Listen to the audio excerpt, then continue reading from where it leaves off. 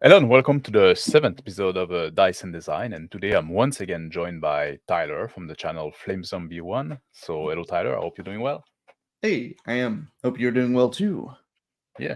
And today, because it's the first show of October, we went original and decided to talk about horror and how to run horror in RPG. And Mm. just at the beginning there, I'm gonna make a full disclosure. Horror is not my forte. It's not like I'm not good at it. I don't understand it very well. And I think it's the same for you, Tyler, or Mm. you. Yeah. So I I guess I like haven't run. Yeah. yeah. So I guess this show is gonna be like a bit of an exploration and like a throwing idea back and forth and trying to figure out what works in horror and what doesn't work. And I know that's something that doesn't work in horror, in my opinion, in role playing game, is the advice that we often hear. And one example I would use, I would start with that, and you can tell me what you think about that. Is people oftentimes think that emulating the writing style of Lovecraftian generation will give you the sense of horror in a game. And I think if you just like make those big block of text, or even if you try to do it on the fly, and you try to those very like those narration with a lot of flourish in them, you're just gonna speak and speak and speak, and you're gonna get your player disengaged pretty fast. What do you think of that? Um. Hmm. Yeah, I tend to agree. I kind of get what they're saying sometimes with where he does this idea of show don't tell, but he doesn't Mhm. even show. He goes even less than that. He just kind of yeah, he can be very verbose, even though people say that he's not. Even though people say he's not very explicit, and that's part of the horror. But yeah, I think that. So maybe I think people's idea of Lovecraft, because it seems to me that a lot of people haven't actually read Lovecraft when they speak that way. That's that's a certain Um, fact. because his stuff is very verbose. It's very Yep. explicit. And also a lot of it has to do with uh taking control of the characters, which can be done effectively, but if you're just doing stuff at somebody's character for 5 minutes, then that Mhm. becomes a new kind of horror. That becomes the sort of meta horror where they're horrified of the game that they're playing in. Well, I think also like because if you do lot of narration and the player just there waiting, you're gonna train them, and that's something I talk a lot about having active player, not having like passive player. Just that Mhm. not make the players your audience. You're not there to show how clever or good of a writer you are Mhm. to your player. The player is supposed to be co-creator. They control the protagonist, and if you just sit there and do those big narration, you're gonna train them to be passive. And I think in horror and role playing game, that would be my first thing I would say is you need to get the player active. Mhm. Be scarce on the detail, and that will also go with the mother may I question. That I think that if because if you demand that your player tell you what their character does, instead of asking like, oh, is the blood dry on the blood, does it look like fresh, is it dry on the door? No, have your character go look at it, then you bring your character in the action and you force your character to go, I touch the blood to see how dry it is, Yeah. like just something like that. But now instead of like being outside the scene, like in a safe spot in a way, as you're just an observer, now you're acting, you're in the action, and you're moving your character toward the potential threat or toward Mhm. the. So I think that'd be like an important part to run Yeah, our. and you can sort of play with getting the characters stuck between a rock and a hard place, where if Mhm. they go and try to act too rashly, too quickly, then they might end up, jumping straight into an awful situation. But if they sit there and spend too much time thinking, as much time planning and thinking as they would in you know, in a non-horror RPG session or system, it doesn't really matter. Then have the thing, knocking the door down behind them, trying to break in. Have even if there isn't fully a sense of urgency, if they're spending a long time thinking, occasionally intersperse it Yeah. with, boards creaking, you can't really do jump scares, obviously, but you can do, things that don't actually matter but do in a way to Yeah. drive the I players. think you should always kind of like some sense of urgency Mhm. or some sense of I think that like for our to work in a even in any kind of setting, like they should have some kind of time crunch. You cannot just like hide Mhm. and wait for the Yeah. like Iron Man was saying, like Lovecraft will spend 3 pages describing a painting and 2 sentences describing a monster, Yeah. and the description of the monster is going to be like, oh, it's undescriptible or it's unknowable. Mhm. His character writing is much more interesting. So I guess if that's what you wanted to take from it, is that the characters' reactions to the horror should be more interesting Yep. than the horror itself. Yep. Maybe, but then that doesn't really tell you much as a GM. That's more, again, you need A your players to player. be Yeah. active. Yeah. And Yeah. again, the danger of doing that, the danger of describing a painting for 3 pages is, if it's not relevant, well, now your players get stuck. Instead of being horrified, they're just like sort of like, "God, there's got to be like something behind the painting," or like, maybe it's worth a lot of money. Maybe it's trying to like tell us a story. This is a Van Gogh. Maybe the ghost of Van Gogh is what's after, and it's just sitting there for 15 minutes with all these crankpot theories because you described something that doesn't matter. Yeah. And there's another like advice that we often hear when people talk about running horror game, like they'll they talk about setting the tone, and I want to have your Mm. take about that, like, oh, toning down the light, putting ambience music, like you put your full Yeah. tape of like a spooky horror sound and stuff like that. What do you think about that? Music. I'll play music, but I'll play music in general, Mhm, and you need to um there needs to be a few things when you do music. You need to have the volume right. You need to mhm, not be shouting over it. It obviously needs to fit the tone. It needs to not be something that your players have heard before.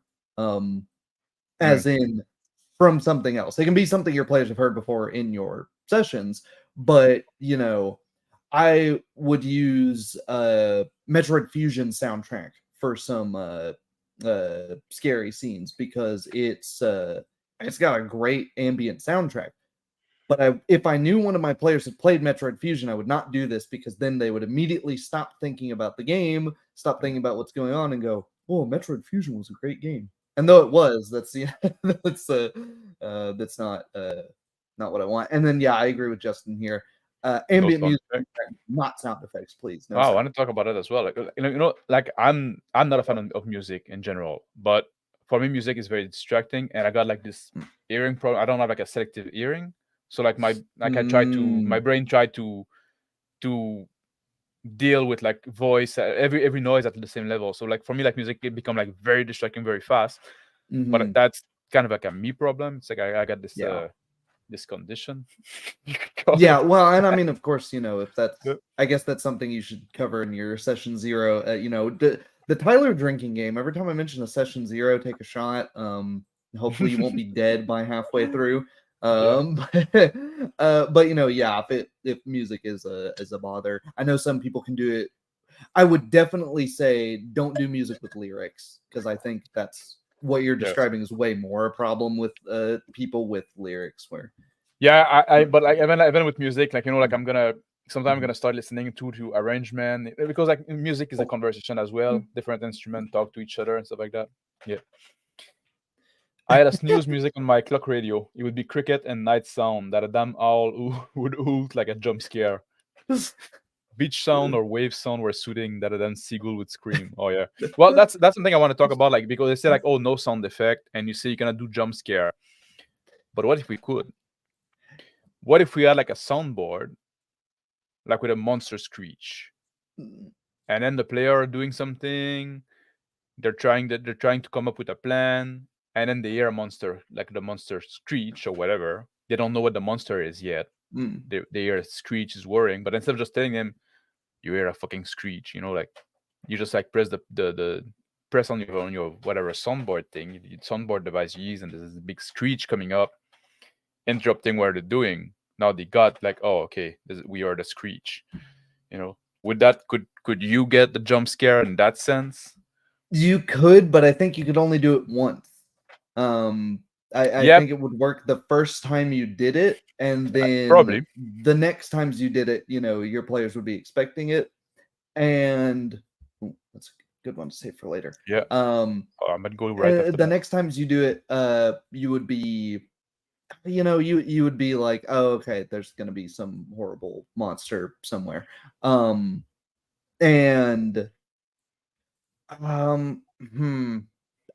an issue that I can immediately think of with this is how good's your audio equipment that you're using to do this? Yeah. Is it are you speaking at a beautiful 98 kilohertz DVD quality voice rate, and then you've got this crappy 240p video file converted to audio that you play that's going. Maybe that's creepier, actually. Yeah, but, that'd be creepier. But Yeah. if you got like, so if it just totally doesn't match, then it can pull people out of it and be like, oh, this is we're playing a game right now, and the DM's trying to do something fun. Oh, okay. Yeah. To So me, if anyway. you want to do it, like it could come out as cheap. If you want to do it, you have to. It'd be hard to nail. And you say you can only do it once. I could see also if you with the same sound, maybe you can only do it once. But maybe you can have like one that is off in distance. Then maybe you can have like a breathing sound at some point that you can use later on in the game. Like maybe there's a way. I think there could be something there that could be that maybe could be maybe done. if it gets But better, but at first approach, I would agree that be careful. That could become like very feel like very tacky. Like same thing with like lighting up with candles and stuff like that. I'm not a fan of it. I think like people need to be able to read their character sheet or whatever, depending on sometimes you. Yeah. I hadn't even considered that. Yeah. The last thing you want is somebody like to pull up his cell phone to put some light on his sheet. You know what I mean? Most of what I mostly use digital character sheets these days, so I hadn't even considered that. But yeah, definitely. Oh yeah. Yeah. So people follow their character sheet on their phone or tablet or shit like that, laptop. I think like for horror, you should go back to paper. Maybe. Yeah. I think that could make it you can have some more visceral stuff, especially if you are playing with if you have like mechanics that play with people's characters, and you go instead of, but at the same time there can be the fun part of opening, this isn't necessarily horror, but just in games where something happens to a character and it's not visible, but that player all of a sudden sees the GM opening their character sheet at the same time and starting to change stuff. That's created tension in my games before, where it's like, oh crap, what is this guy doing to me? What is happening? The comment you highlighted there from Jacobot Wiseman, I think maybe we should talk about that right away. Well, aren't most of D&D somewhat horror? And it's true that most of D&D there are like a horror element, because you're gonna see undead, you're gonna see skeleton, you're gonna see monster and shit like that. But oftentimes it doesn't feel like horror, and I don't think it should be considered like horror, because the character that you play are heroes. They're heroic, and they're not powerless. They're not in a situation where they're helpless and stuff like that most of the time. And you expected to be able to defeat whatever you face or to run away. So I think like most of D&D actually doesn't feel like horror. But maybe we should. What do you think about that? Maybe we should like talk about what is the feel of horror. I think it depends on when in D&D, because you mentioned there supposed to be heroic. I think that's really only starts to be true at like third edition D&D. Before third edition, the heroes, they're just, some schmucks that have, gone into a tomb or some place they're not supposed to be. Mm-hmm. Is very easy for them to die at any turn. And I think because most DMs and groups play the game as a board game, play it for laughs, play it for that sort of thing, the tone at the table isn't serious, then it becomes more B comedy movie where it's like, oh yeah, he stepped on a pressure plate and his body exploded. Ha ha ha. They laugh and then they re-roll the character. But Yep. if you played it as serious as, you're in here for money, and then you walk around the corner and some guy just gets turned to mist by or gets emulsified by this acidic slime that they don't, it's like slimes, they're just played as slimes and oozes, they're just played as, oh, these like goofy creatures. And it's like, how horrifying it would be for a thing that you can't see, that you just walk into it and it melts your body down to the bones. Like that would be terrifying, but it's just not played as that. Yeah, no, I think you're right. Like most I think D&D could be used for horror scenario, or like get the horror feel, but it's not usually the expectation you get from Yeah. that you go in from the get-go. But I guess if you were to do a campaign and say, well, this is going to be a horror campaign, and even if people do like Ravenloft and stuff like that nowadays, like they don't play it as a horror game either. Yeah. But if you were to say like, this is going to be a horror game, but even then, like with modern D&D, you would have to change the mechanic because character are just Yeah, and that's why I resilient. say before third edition, Yeah. because and you could still do it at very low levels with Mm. third edition and onward, but I mean, there's a certain point to where you get to, is it horror, or are you just throwing insurmountable enemies at me over and over again? Because that's not really horror, that's just really gamey, bad, poor encounter design. What outside of tone, what does like what does like make the flip like, oh no, this is horror? Like, does it need to be like in some kind of like unknown, some kind of a I think that's mystery? the I think that's the best sorts of horror, right? Because I mean, well, you have horror and then you have slasher films, right? Mm-hmm. That's I would say with But even the the main, yeah, slasher film, there's unknown mm, in the sense that there's this killer yeah, yeah, is a supernatural killer that we don't know where he mm, come from, we don't know who he is yeah, unstoppable, unrelentless, yeah. So But there's with a slasher film, there's more of the focus on the helplessness of yeah. the characters. There's more of a focus on the power differentiation between the antagonist and the protagonist, or the um just everyone else in the movie. Whereas I think with more of a suspense horror, you have the idea of that not knowing is the power of the villain. Like, Yep. you may have a very competent group, like I don't know, Alien, take Alien for example. Yep. I wouldn't really consider that a slasher, and the protagonists are all very capable. They have a lot of tools at their disposal. They're In this, specialists. you They're talk about the second one there. huh?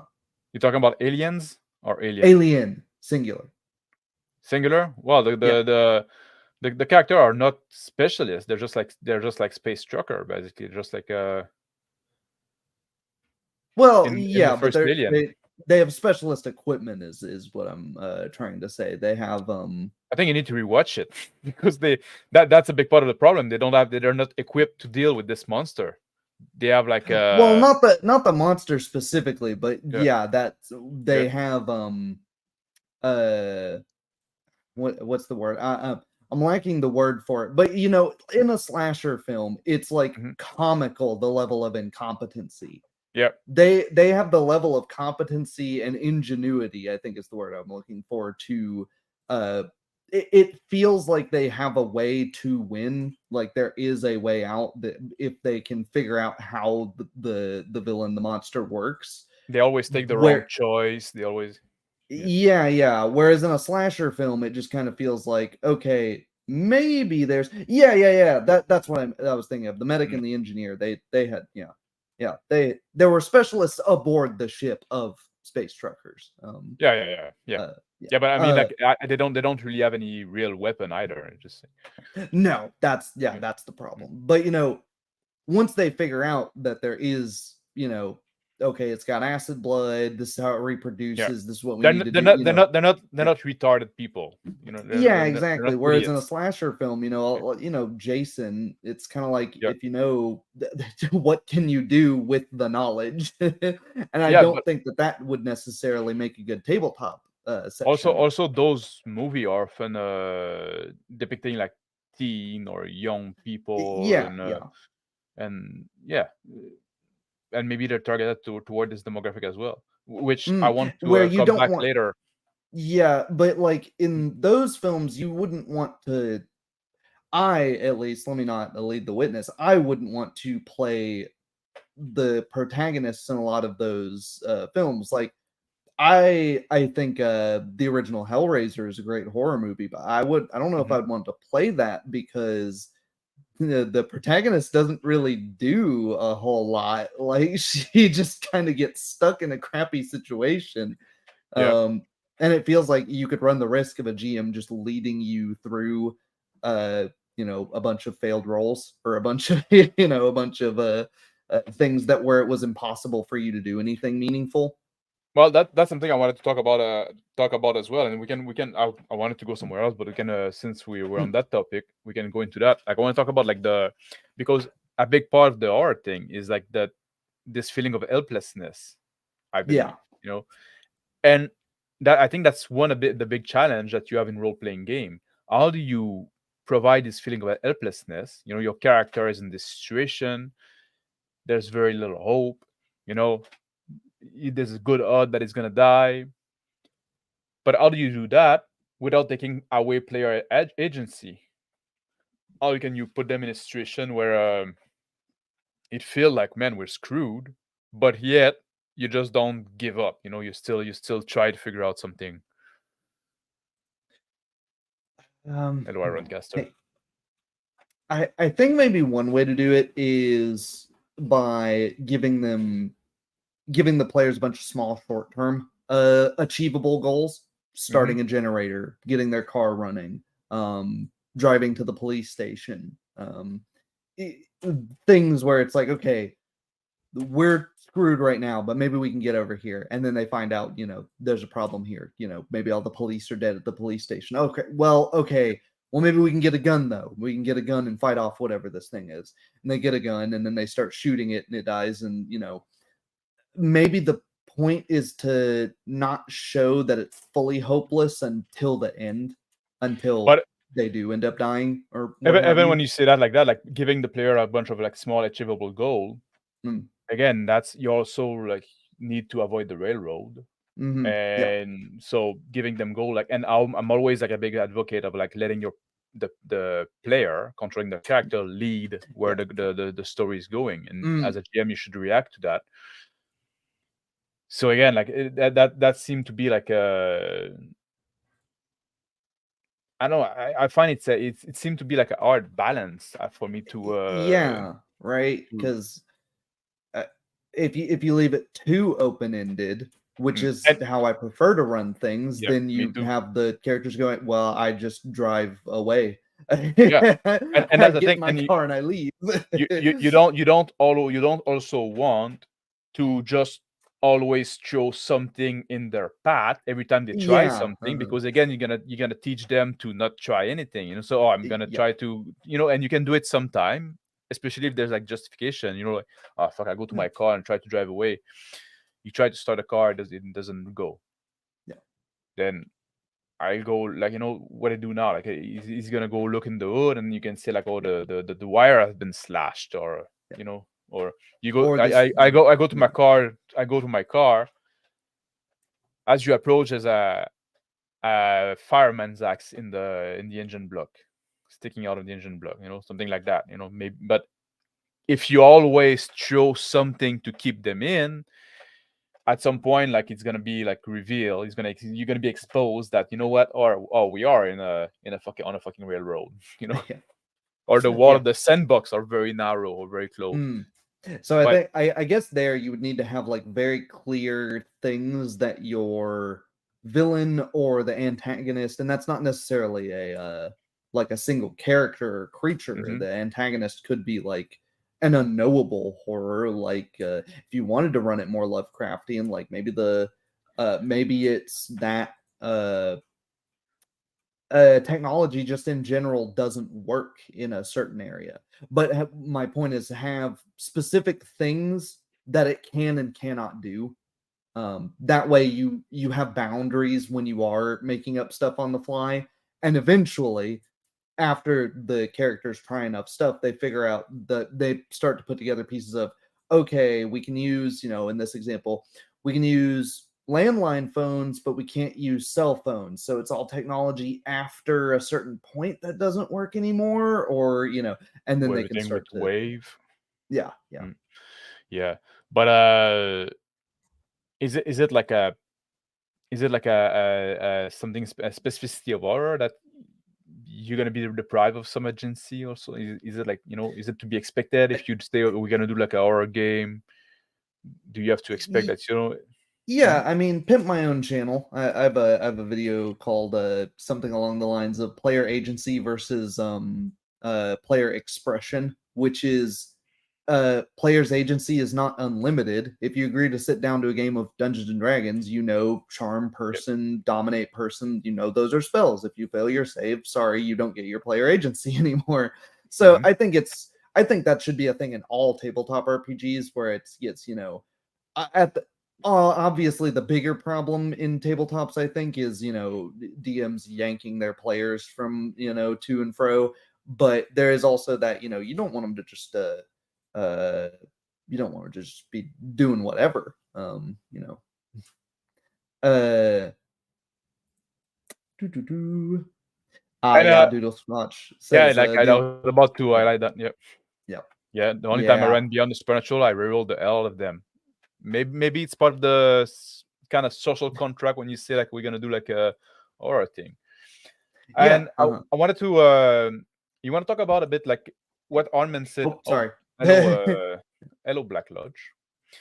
What Armin say, like maybe the mechanics of the games are what is scary. Running out of sanity was probably the best, but running out of time with a decreasing stat might work. And he mentioned also like I don't run any rules that do a decent job with horror. And I Yeah. wanted to talk about that as well. System, like, is there like, and because we touch a bit about that, we say, you could do horror with D&D, with especially with an older edition of D&D. Mhm. New edition is gonna be harder. Do you think like there are systems that really do horror better? Do you think that system that just cannot do horror, like with Traveler, Shadowrun, could you do like, I know you like Shadowrun, can Mm. you do like a horror in Shadowrun, or would it be too Um, hard? I think you could do horror in Shadowrun because of how lethal it can be, especially if the player characters don't have armor. Hmm. That way, if they don't have if they have this knowledge, they peek around a wrong corner and some like serial killer can just snap their fingers, blow your head off. Then yeah, that way they start to panic at every every little noise you make, every nothing room, and then you set up a few rooms where everything is just safe and by the books. Maybe they get a little calm. Maybe they're like, oh, okay, there's nothing here, and then bang, that's when somebody explodes. Um, Yeah. yeah, And and of course, you, like you mm, you mentioned the lethality there of the system, and I think that's yes. probably like a big point. Like if you want a system that can do horror, it need to be somewhat lethal. Like that's what like That's we say what, like, yeah. oh, newer edition of D&D is gonna be much harder to do horror. If you play You're gonna something like have to Warhammer Fantasy, you can do horror pretty well. Uh, house rule 5e so much to run it as a horror game that you might as well have been playing something else. yeah, you might as well go Um, to a BX or like I mean, yeah, or, Pathfinder, just gonna tell you, doesn't it's not gonna do horror well past third level. yeah. It's a superhero game. It's a Even fantasy yeah, superhero game. It's even earlier level, like they're yeah, yeah. Pathfinder from the get-go doesn't redo or I would say it but can at level 1, but that mainly just because of the yeah, contrast of power between things. yeah. Um, And about like combat mechanics. mm, Like long drawn out combat that are very tactical, I think are not well suited for horror yeah, as well. yeah, I think that's something you need to have like a fairly fast resolution, or mm, where combat is best avoided. And yeah. people mention also like well, L say it there, and the sanity mechanic was mentioned. Call of Cthulhu, which is Mm, what COC stands for. Call of Cthulhu. I don't know about Shield though. Do you know what that is? neither. I don't Neither. either. Mm. But Call of Cthulhu is oftentimes like the go-to for horror scenario. Mm, It's a game that is made for that in the Lovecraftian horror. I think a lot of people like do it wrong because they try to go too much into the trope, and then like people are too familiar with those trope, and then it just become like, oh, I know that thing. That's Amigo. It's fucking yeah. And at the same time, if you look at Sandy Peterson, he says he runs the game like it's a B movie. He yeah, doesn't take it super seriously, right? yeah. And I think with the sanity system, I'm in a tricky position with the sanity system, and this is as someone who's only run Call of Cthulhu once, seventh Hmm. edition. I like Call Um, of Cthulhu. Mm. yeah, I like it. I like it as a game. I don't know how I feel about the sanity mechanics because it feels like a weird thing to role play, like points of draining sanity. Like it can feel very binary at points as far as like how it affects you role playing your character. Hmm. Um, but I do think if you're going to run horror, it should probably have something like that. Maybe not necessarily, but I don't know because like like sanity are just like 8 point by another name. yeah, Basically, you just like mental 8 yeah. point, and Mm, you lose it by seeing the horrifying. But depending on the type of player you have, I think like you could do away with the sanity mechanics and let the player mhm, say like, you know what, you're responsible for your character development. yeah, Uh, you can look up. You can role play. Sorry, I'm reading something in this. You can role yeah, play. You can role play your character going insane as you see. When you see horrifying yeah. thing, it should change who your character is, and I think like that's part of the role playing experience. And I don't know if I like having the mechanics telling me that, like, oh, you're going slightly insane, or roll to how much. That's No, like let me yeah, decide how my character is affected by what he's seeing in a way. yeah. That's something I was trying to get across. That Yeah. you said it But better than I if you could. do have like power gamer trying people that try to win at the game, then win at the game in the sense that like, oh, we're gonna I overcome. Horror games are. I think that's a if you end up with a power gamer in your horror game, that's a problem because they need to be, as we've said, they need to be ready to let go of some player agency Yeah, at some point. So that's yeah. yeah. And then you're gonna have the problem of if you are using a fairly crunchy game, are you going to have to make things way too hard for the rest of the party because you have the one power gamer in there? You end up, and then by the 30 minutes into your session, everyone but this guy's dead, and Yeah. it's just him wading through the ashes. Talking about Um, that, mhm, because like Guardian of the Rune was saying, don't kill your player mm, too early, and I think that's something we mm, can talk about because now you say like, oh, in 15 minutes session yep, everybody's dead. That's something we can talk about yep. definitely, because it's like I think like especially if you play like a horror one shot and stuff like that, it's expected that some of the characters, hopefully not the Yeah. players, but Yeah. some of the Hopefully not. characters, You've done it too well and they have a heart yeah, attack, then yeah, exactly. Hopefully some of the character not hopefully, but like it's expected that some of the character are gonna die, and it's mm, almost part of the social contract also, even if it's implicit that, well, we're gonna do a horror game or one shot. You have to come to the table expecting that you might be sitting on the sideline for a little while. You know what I mean? Or maybe there's mm, multiple character like an NPC that can become now your PC that is promoted. That's something you can do as well. mm, But the thing is the thing is how do you establish a threat about the how do you establish, like, if it's a monster, if the situation, how do you establish that the threat early, that it's serious and stuff like that, if you just want to kill somebody in the first 15 minutes, you know what I mean? I think that's something that will really help. You can take from, not fully, not one to one, but the Bethesda environmental storytelling sort of thing. You mentioned earlier the car with the slash tires or the slashed starter cables. Um, Leave the classic is bodies that are uh people or animals that have been killed in weird ways. Like, it doesn't appear to be a bullet wound. It doesn't appear to be a wound from a weapon. If you wanted to do a monster of that sort, or if you want your players, considering what kind of weapon it might be, maybe make that possible.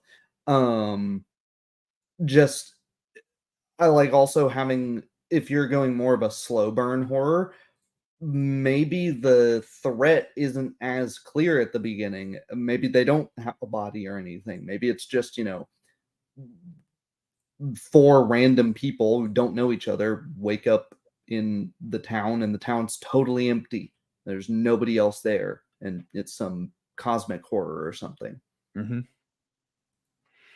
Yeah, or using your NPC as well, like, that can be if you don't want to kill the player right away, you can have a, but and what a Ferex Zorn, I think it's the first time I see that name.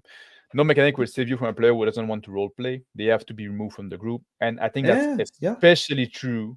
Yeah, I think it's true all the time, but it's especially true in like, if you say, like, we're gonna do like this horror one shot, you know what I mean? Like, if you don't have the buy-in, if you don't want to say, you know what, okay, I'm gonna play the game as a horror one, like, just stay home that day, you know what I mean? It's no big deal, you don't go and be disruptive for the fun of everybody else. Yeah. And talking about that, about one shot, because that's oftentimes how people run horror in one shot, for I think obvious reason, because if you want to have like a high lethality and stuff like that, it can be hard to maintain in a long campaign. What do you think? Can you do, like, could you do like a long campaign, like week after week, you meet up and it's always gonna be horror? Are people gonna get desensitized? Or are you gonna have like people where like the buy-in is gonna kind of fail a bit? They're not gonna come every time and be able to take it as seriously. I'm glad you said that, because I was kind of thinking, but the time didn't feel right yet to pop up. Like, I feel like horrors are more of a one-shot thing, and that isn't to denigrate horror or a one-shot. They're just those they feel fit for each other there. Yeah. But as you say it, I'm starting to think, how long are the earlier Resident Evil games? They can, take you 20, 30 hours on your first playthrough. Yeah, but the difference with the difference with a video game, though, is that you play them alone and you can launch it when you're in the right mood. You don't have like this, oh, we meet at this time. Yeah, but it might be a yeah, that's a tricky one. I think if you have the right group, though, that does want to do something like that, because some people do, and some people did boot up, Resident Evil, Silent Hill 1 and 2, the first Alan Wake, any of these sort of longer horror games that takes a while to play through. Dead Space 1. Well, they're generally like, if you're good at it, they're generally like fairly short as well. Yeah, but I mean, like, first time playthrough. Yeah, but because you die, some people and play then you through those, load, some people play through those in big chunks. They'll beat the game in a week. So if you have a bunch of players that are that invested into it, then you can beat those games in one session, in one sitting, if you know what you're doing, if you don't like load it again. But that's the thing also with, like, in horror video game, you're gonna die, you're gonna try again. In role-playing game, you don't have that. Yeah, that's true. And I don't think you can. just and say like, if you know why horror should be run in one shot scenario, just go watch Ghost Hunters. The suspense were real thin about 10 minutes, and Yeah. that's also one thing about like, and he's making kind of a joke comment there, but it touched something real. Yeah, no. Repetition, and if you start having the same trope come over and over again, you're killing your horror in a way. And it's always like this familiarity. When you become like familiar with something, it becomes less horrifying. Yeah. So I think And there's maybe also like that's, this one thing maybe why that's it part of the works well with idea. one shot. If you do run it as a campaign, is maybe to evoke more of what doesn't get brought out of a lot of the modern D&D stuff, is the feeling of going from the hopeless to heroes, and getting that, the first, 5 sessions or 3 sessions of a 4-session, mini campaign or Yeah, whatever.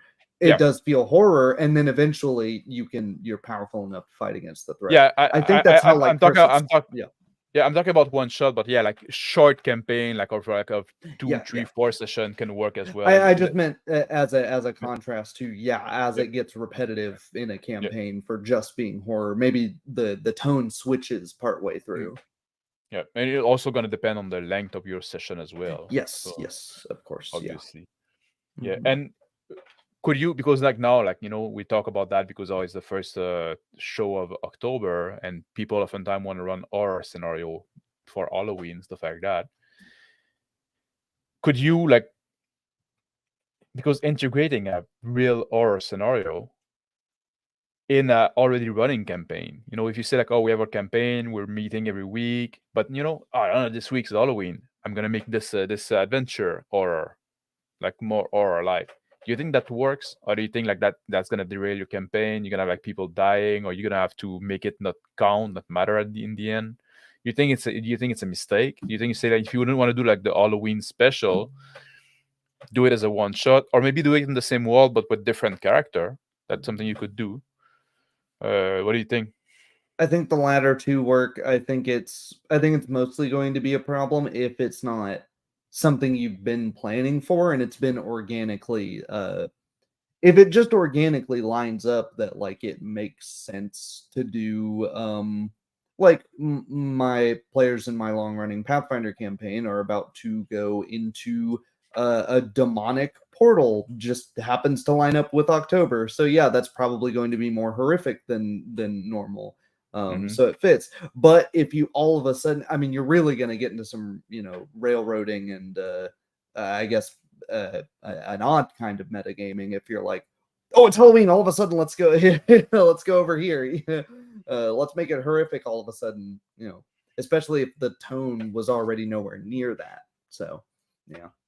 Yeah, and because we also talk about one shot, and oftentimes like it's doing aura with a pickup group.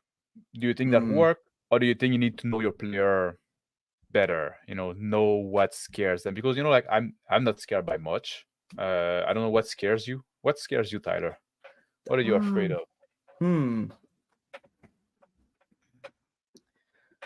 Are you I guess fearless? claustrophobia. No, not fearless, but I had to think about it. Claustrophobia, which is kind of weird because lots of claustrophobic people can't do wrestling. Because there's Oh yeah. lots of, but I mean, like, specifically like caves, like really tight caves, like the people that do like underwater spelunking. That stuff creeps me out. Um, Even if Yeah. nothing happens. That and But diving are as you well. are you like a do you watch like a horror flick and shit like that?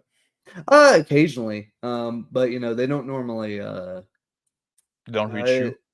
they don't normally scare me unless it's like a cheap scare, like a jump scare. But then, Yeah. 5 seconds later, you're like, oh, that was dumb. All they did was bang a bunch of cymbals together in the background and then cut.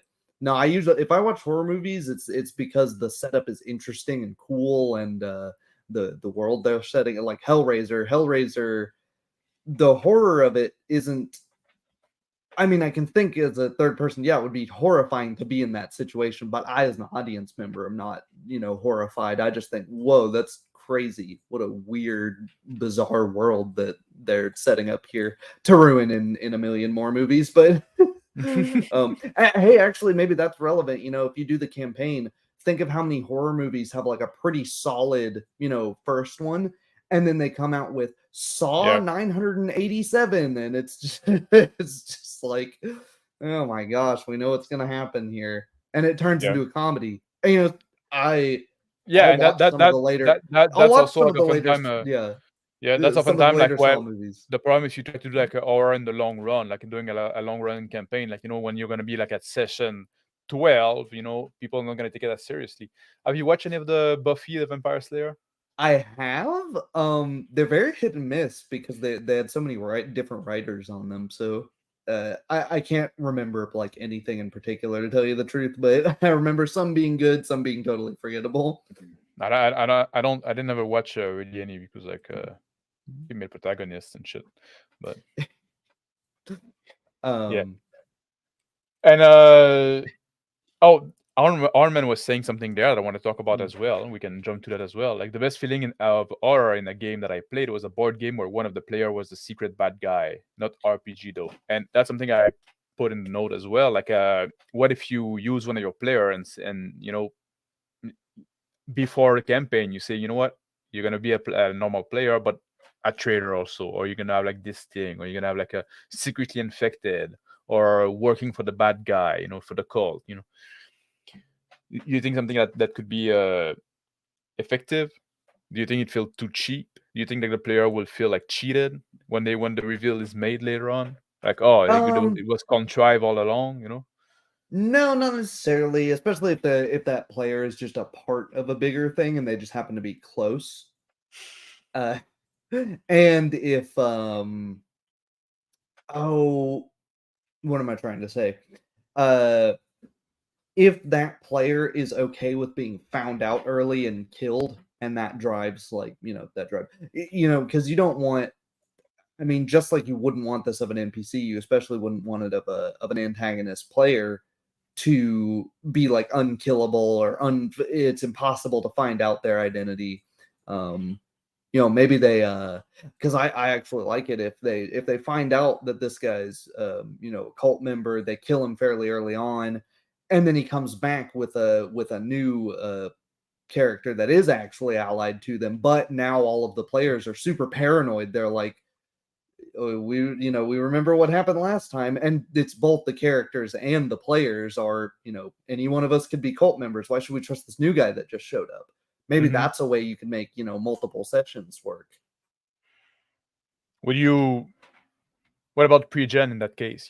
Maybe you draw a pre-gen character, and then there's some notes on the pre-gen like, oh, you have like this secret goal, and so then when somebody die, you kill your player often, and then like you grant them like another, like one of the NPC become their PCs, and then all of a sudden like, oh, okay, now you maybe that's something that they can consider. That could be cool. Yeah. I want to talk about like people were talking about the Ferex Zorn was saying a sanity point, even in the RPG focused group, must be supplemented by appropriate description from the GM. The tone should slowly change as the player or player sanity decrease. To be honest, in a sanity point, I want appropriate description from the player. Like, you tell me, because I don't like telling players or the character feel. I want that's you to tell me, like, and you need to have like a RP focused player in that sense. Would you agree with that? That would be like the only thing. I think it's the description is important, or the role play, but I'd say like let it come from the player. That's usually how I do it when I do like a Call of Cthulhu and stuff like that. Yeah, I think so, because I think the more you tell your players how their characters feel, the less they're willing to add themselves. They just sort of, that's a way that they can become passive when the GM is just like, oh, the GM's gonna breathe, eat, sleep, walk for my character, so I don't have to do anything. I'll just sit back and I'll occasionally make a roll. They don't feel like getting into the mindset of the character and aligning their own emotional state with the emotional state of the character, which I think. And then it becomes, oh, my character feels scared. Oh, okay, I guess they do that. Exactly. And there was another thing too about Call of Cthulhu. It might be too much Call of Cthulhu in D&D where our clone will expect to kill monster even if they need to come back when they level up. Too much that's funny because I don't know if I'm reading it wrong. Because I say oftentimes, like a lot of people that try to play Call of Cthulhu come with a D&D mindset when they want to Yeah. fight the monster and stuff like that, instead of like running away, moving. That's what I was gonna say. I feel like this Yeah, goes both both way. ways. Yeah, Where especially this is where like the idea of balanced encounters is a plague. Uh yeah, because we have, you get into kind of the quantum ogre thing where it's like there's 5 skeletons in this graveyard. Oh, one of my players couldn't make it, so now there's 4 skeletons in the graveyard, and it's like, no, man, you said there were what happened to that 5th one? Where'd it go? Or even worse, when it's player facing, gee, isn't it weird how all of the human enemies we fight are exactly our level? We level up. We're all of every bandit in the yeah. world is suddenly also level 7. Oh, we're level 3, but we don't have anything to worry about because the GM's gonna throw balanced encounters at us, so we can And just wade through and fight anything. Wouldn't that's a it problem be? that you use so Mm, early, because as soon as you start doing that, then there's the expectation that you're going to do that, and then if you break that expectation, once you establish that expectation, when you break it, the player feel cheated. So I think that, and yeah, I think that's a problem, and I think that's I, something that should absolutely be avoided in horror game. and maybe this is a way you can run D&D as a more horror setting. Take Mhm. a classic enemy that that gets played for laughs, an owlbear or something, and and the party's going, oh yeah, an owlbear, we should be able to take care of that, no problem. And then it What rips goes some jelly? NPC's head off, no problem, and then stomps off around the corner, and it's like, what the hell? That uh, Could you do a horror scenario with a gelatinous cube? yeah, oh yeah, I think because it's got the slowness The and slowness, maybe that the you can play with the slowness and like the sound. inability to see past like 60 feet. Hmm. But you have the knowledge that as soon as it touches you, and you can't really see it very well, so it's this sort of like you're both using senses in ineffectual ways. But it'd be Uh, hard to do, because I think like labyrinth kind of scenario don't work too well in role playing game, especially if you want to do like mm, well, both in theater and the mind. If you like use yeah. the battle, the maps, labyrinths don't tend to work too well. But maybe it starts that it starts more traditional. The player characters are mercenaries sent to get rid of it, and they lose Mhm. it. They can't find it because it's too good at hiding. So like Maybe a it's a slow particular, yeah. alien. Yeah. Where yeah, they yeah, Yeah, something like why that. not? You Yeah. get there, somebody gets, and it could be awesome, seeing like you don't actually see the thing, but you just see like some guy in the middle of a hallway. This thing just moves over him and he slowly gets like melted from the front. And you don't see it, but it's there and it's slowly moving towards you. And Hmm. And then there's a hive and a yeah, queen. yeah. Yeah. What about comedic relief? Mm, mm. We add that in the show. We talked that in the note there, because oftentimes in our movies you're gonna have like those little moment of like a tiny bit of comedy just to break the tension, and then you hit the player again. um, Do you think this can yeah. be done like efficiently in role playing game? It's Um, always like, oh, you hear a noise, oh, there's a scat, and then like people like were tense, and then like, oh, yeah, okay, yeah, and then bam, there's something. yeah. I think it can be, and I think especially if you're doing a really good job of it, and uh your players like are actually freaking out, uh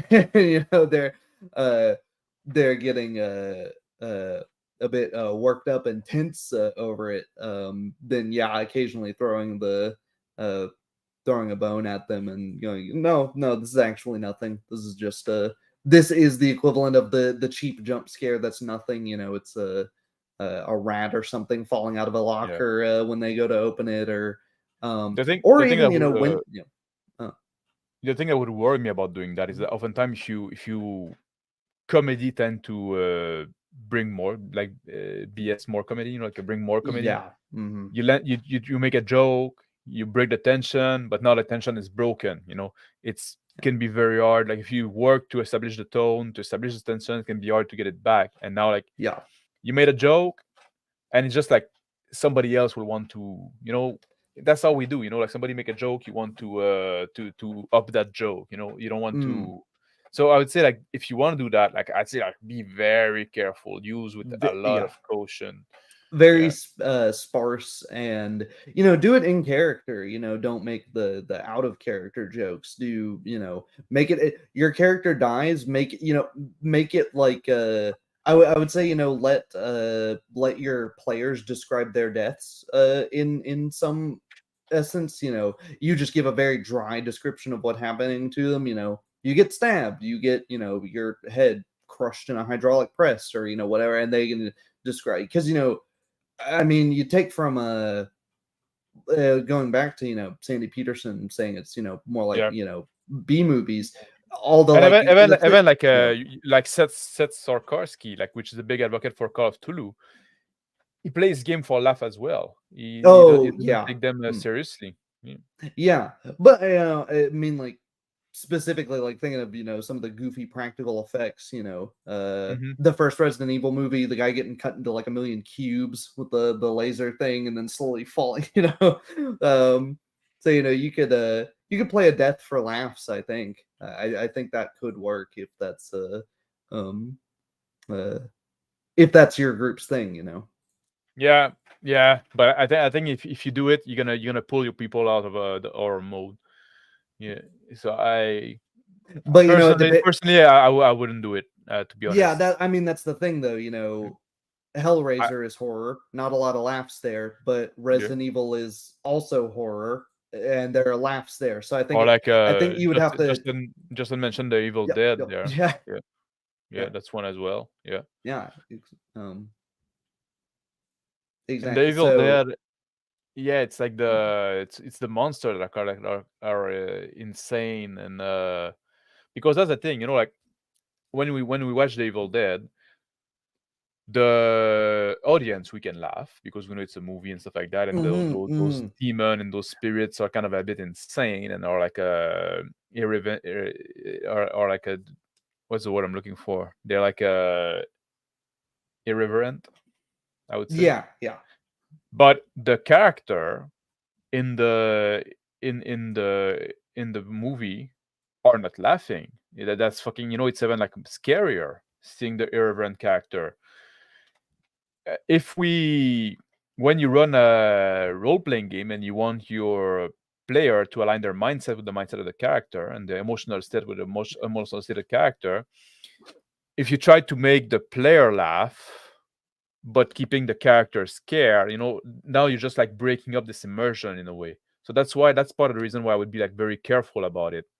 You know, yeah. That's what I was going to say. You need to have players that are capable of maintaining that separation of, like, the dramatic irony of, if your players in a normal game can already keep knowledge of, like, game events that their character doesn't know in their head, without that messing up their character, yeah, knowing that something is happening on the other side of the continent in an established fantasy setting, but they're playing a character that's never gone outside their hometown. So if they're capable of keeping their characters' thoughts and their own thoughts separate in a way, then yeah, I'd say that sort of thing can work.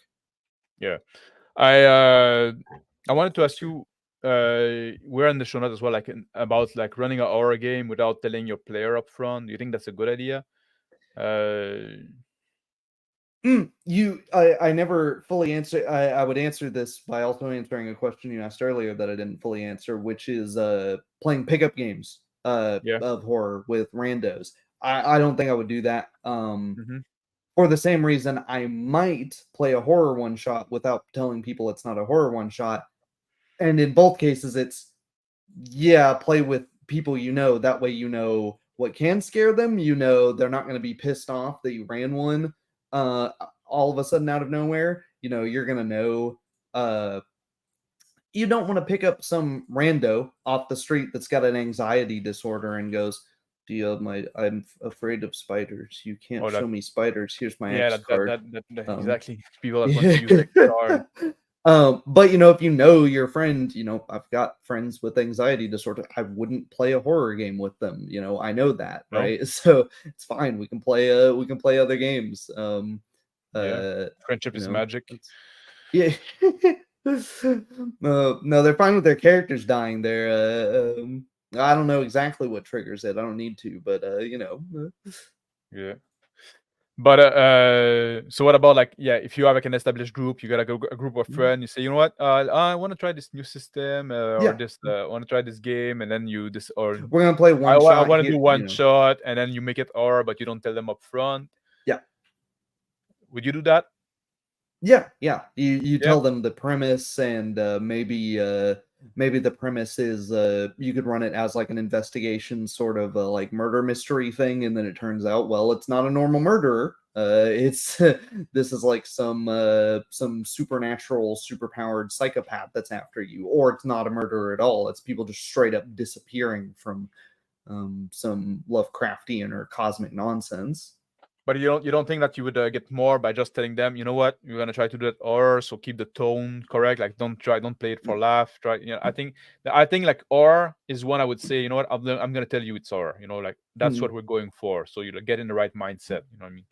For me, my players they play normal fantasy seriously. They don't play it for Oh yeah, laughs. So I yeah. think that they're good at getting the occasional joke and then getting back on track, and so I'd say if your players tend to play more Or action comedy even stuff, and I'm not saying there's a problem with that. That even can if be it's not great. like playing for laugh, if it's like if you tend to run into action, you know what I mean, like be very like the actiony kind of guy, like which is not bad Mm, necessarily when you play the fantasy style, but now you go mm. into horror, that's gonna get you killed fast.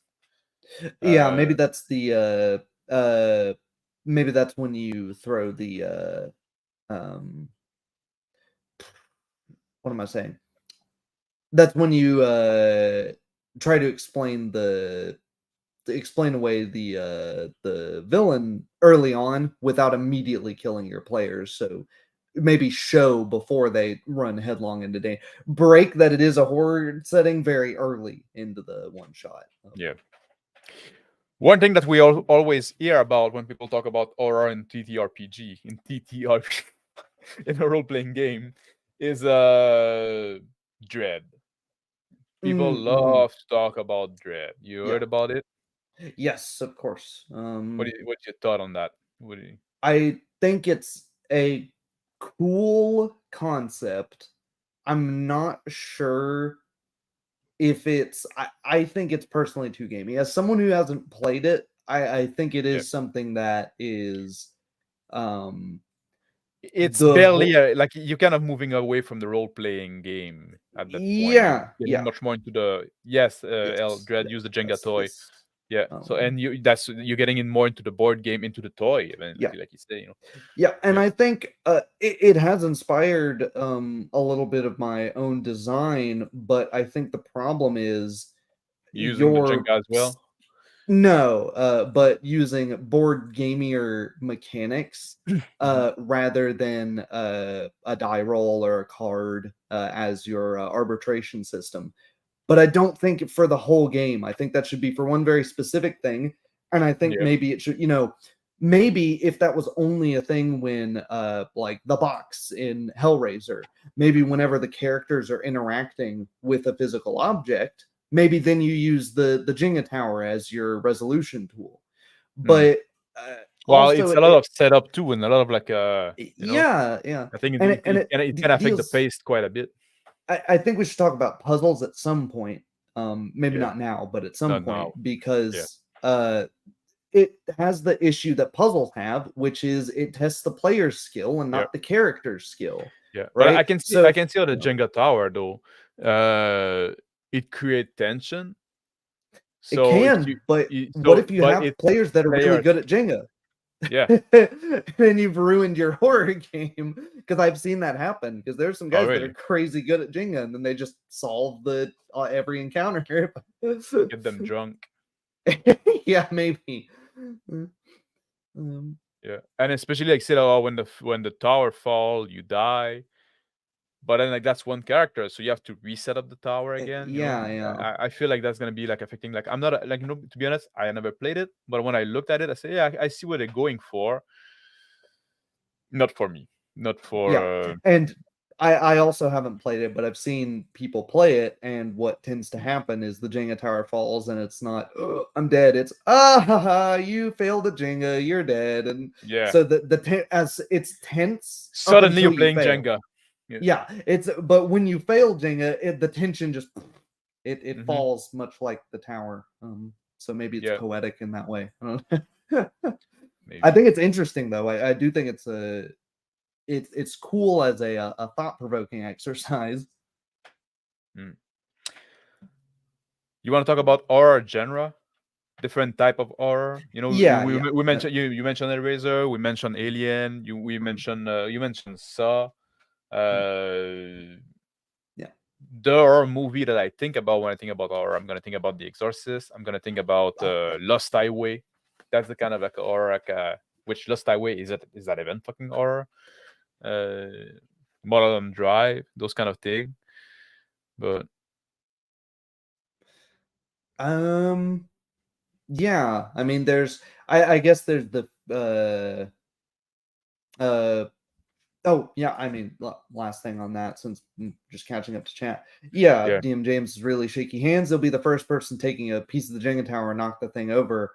yeah. That doesn't really work if he's playing a character that is has a very steely mind and has, you know, I would like more mechanics to represent your character's ability. Maybe a shorter Jenga tower, maybe a taller Jenga tower. I don't know. What is that like? I can't say an null. What's a null? We'll remove the space between and all. Oh, anal. I can say anal. I don't know. I have no idea. But yeah, genres in horror. I mean, you have, slasher, suspense, and then your like B movie, I guess, are like the three we talked about. And then there are people that go, well, is suspense Well, even really horror? thriller, psychological horror, and stuff like that. Yeah. You Uh-huh. know? Uh-huh. Is the Um, Silence of the Lamb horror?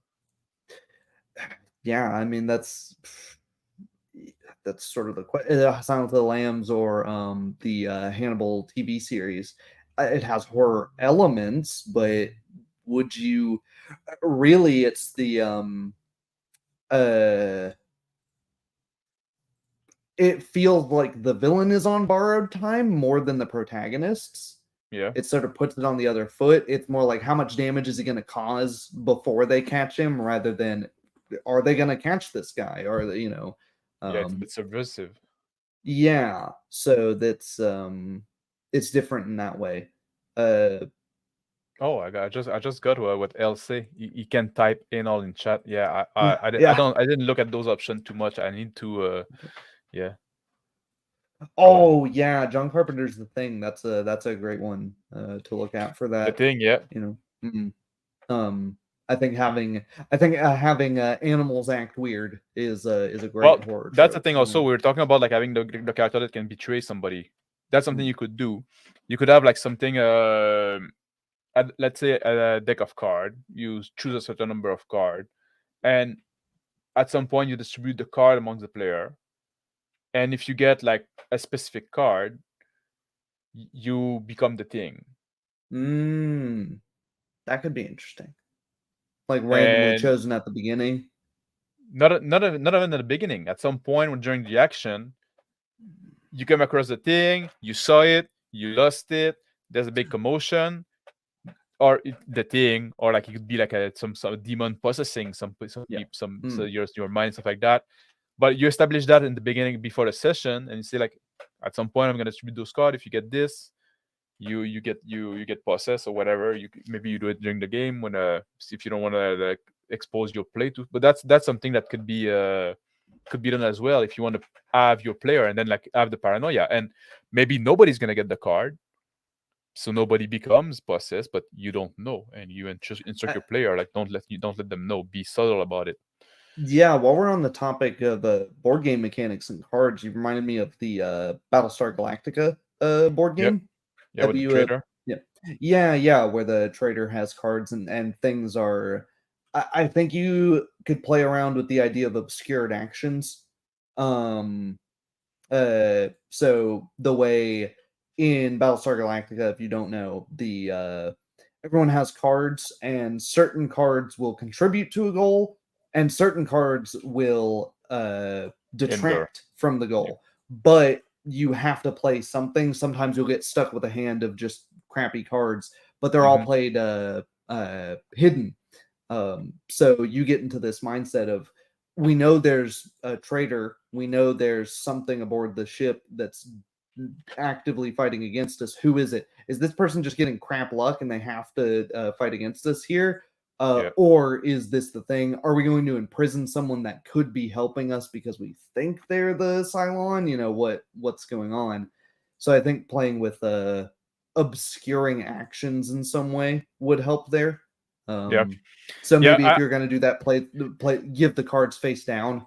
There's always yeah, that's I would Yeah, do, like, face down, like it's a yeah, secret yeah, card, but like there's always like the risk of not going too gamey as well. Like I think in yeah. horror you want like the mechanics to take a back seat quite a bit. Mm, Uh, but yeah, I wanted to ask you that, like, what kind of like horror genre you think work better? Like I think like the gore, like we see like those horror movie that rely a lot like on, but like on visual, like seeing like yeah, oh, there's a lot of blood, there's like those monster, like things yeah, that are creepy to look at. yeah. I think those don't work too well in a role Mhm, playing game because they rely too much on description, and yeah. we don't really have visual. So I You could do like a really awful Saw session, because he you have Jigsaw describing in detail the way his traps work, and so that's just, you just talk, your character is chained up at the beginning, they have zero agency, and you just like talk at them for like 15 minutes. yeah, and then you wait for them to make a choice. Yeah. Yeah. Yeah, I don't think that would be particularly great.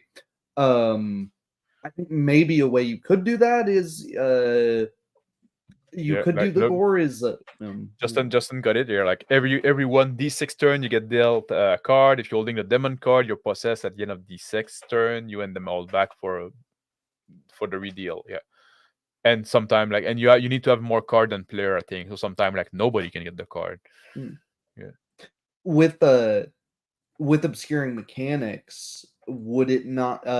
What if you don't tell your players what the cards mean, and they're not like a playing card, but like an index card or something, and you've got Yeah. something written down, and you just hand that to a player at random?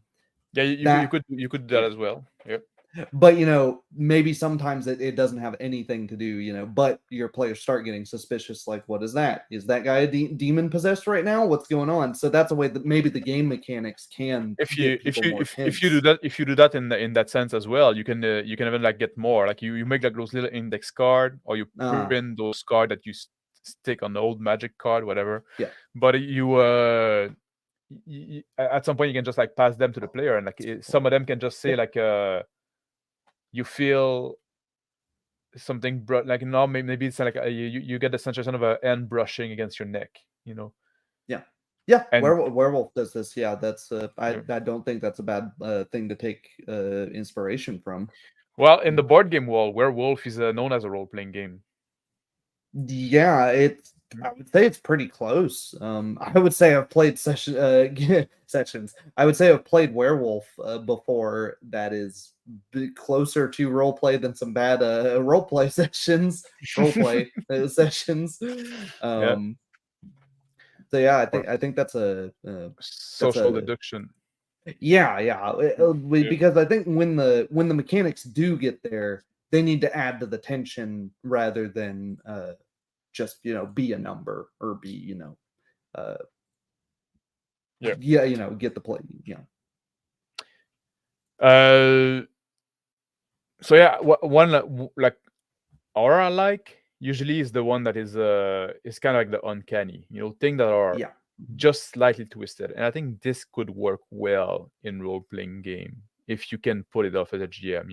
Give the impression of something that something that is almost normal, but just like a little bit strange. Or like in the Fire Walk with Me movie. I don't know if you saw that, the Twin Peak movie. Like at some Yeah. point, like there's like this old grandmother with the little kid with the mask with no eye, but with like, Yeah. and they don't do anything wrong, but it's Mm. just like creepy because like what the fuck is Yeah. happening here? I was gonna suggest David Lynch because David Yep. Lynch has a lot of.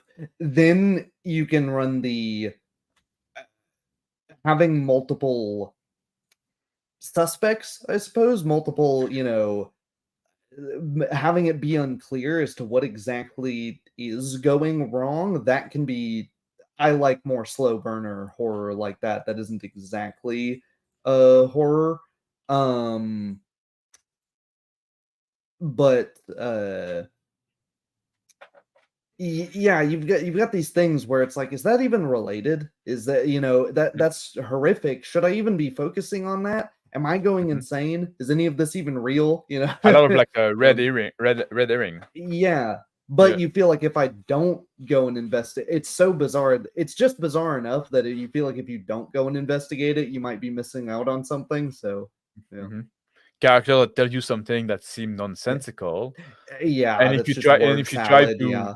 yeah, and if you try to, and keep it short, but if you try Mhm. to like try to get some explanation, or like not nonsensical, I wouldn't say word salad, I would say like almost sensical. I think would be like Yeah. better. You think there's something there, and you ask for clarification, and the GM just say, he just stared at you and said nothing. It's just, Or just moves on, or just They moves just on. Exactly. Yeah. yeah. But I think that's and yeah, Justin, you really do need to watch Twin Peaks. It's a great show. Yeah. Yeah, I think that's the type of horror that could work pretty well in role playing game. Uh, if you can, as a GM, get into this mindset there, like making this uncanny, much more than slasher could work as well.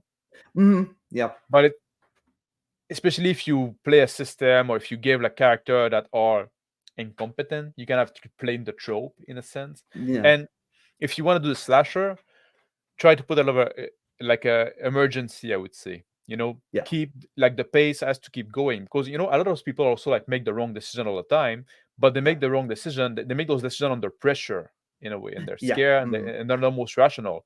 So The I think if you want to do the slasher type, like keep pressure on the player all the time.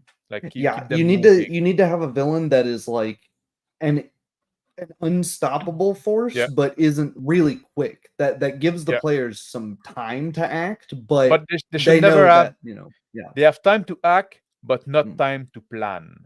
yeah. I think in the slasher genre, that would be what would be interesting and important.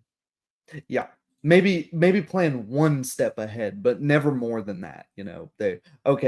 They blocked off a window. It's gonna take him a few seconds to Or get through it. when What can we when do they when they next? start planning, and Yeah. the player, like the first plan they come with, which usually is a bad plan. Usually like Yeah. okay, and then you refine it. But like as soon as they get like an idea of a plan, get them moving. So Yeah. now they have to Mm, like, oh, okay, we have like a nebauche, like just like a sketch of a plan. yeah. Now we have to act upon it because like we have to act now. I think Yeah. that'd be like an efficient way to do the slasher kind of vibe. And that's where your description, can do a lot of work. Yeah, You see, his hands punching through the wood boards, it's splintering stuff, you yeah, just barely feel, when they're really about to get screwed, you feel them reach out and just barely miss your jacket, brush against your clothes or something like that. yeah. Or use like a maybe they threw bubble wrap in the hallway and now they are bubble wrap popping. You know, Yeah. yeah.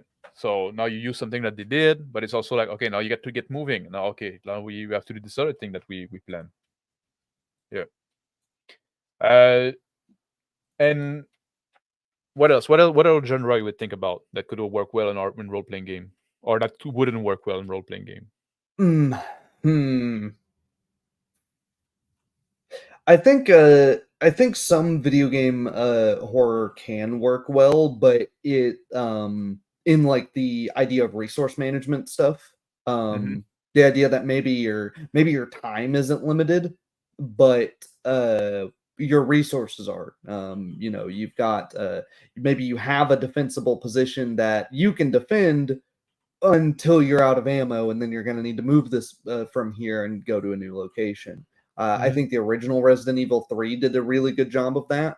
There are some slasher aspects to that with Nemesis being able to follow you pretty much everywhere, but there are those safe houses where he can't get to you, and you have time to plan, but you also are just staring at your gun that's half full, like, damn it, I'm gonna walk out of that door and just get killed by that guy. And so, you get left with your thoughts for a little bit. And maybe that's a good time to take a 5-10 minute break in one of those safe houses. Yeah. It would be really fun to play a party of Ashes from the Evil Dead, but it turns out the premise the cop was on in the first season of the TV show is true. You're actually a serial killer. Oh yeah, Yeah, playing the opposite, yeah. playing the Well, villains, that's I think almost that like could be the cool. yeah. Well, it's almost like the horror that look inward, but I think that Mm. would be like pretty hard to nail on the role playing game because then you Yeah. have to kind of retcon what the player like. In movie you can say that like, oh, you were seeing that from the perspective of this guy, but like Oh, here's what happened. But I thought you meant from the get go, like you are just you're playing the serial killer, like at the beginning. If you do that, you just like end up doing like a power fantasy. Yeah, yeah. I don't think it's horror at that point. Yeah, I Yeah, think no, that's exactly. more. I think you're yeah. Do you think there's It's a way to something else. do like Vampire the Masquerade as a horror game?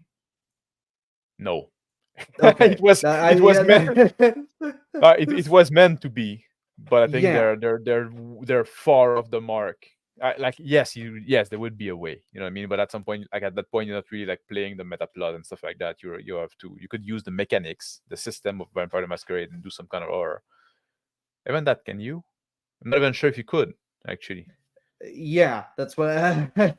that was my initial impression as well. So No, I don't. I uh, don't think you could yeah, with Vampire play like Vampire is a fucking superhero game, yeah, and those exactly. don't I was those just don't go thinking like well at all with the or it has the set dressing and the trappings of something horror, but it doesn't actually play like that because of how powerful you feel. Yeah.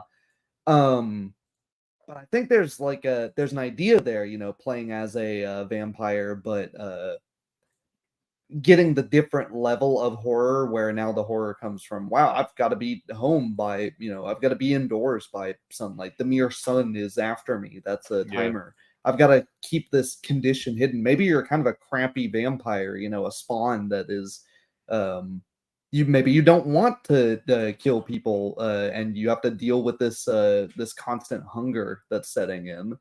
I think that could Well, be that interesting. I think that was the goal of the game at some point. Like kind Mm-hmm. of like Mm-hmm. psychological or like, oh, what's happening? Oh, whoa, Yeah. me, I'm turning into a monster, but I'm a good person. I don't like there's all Yeah. this faggotry there.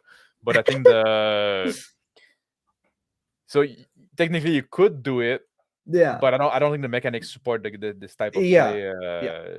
very well. And Mm.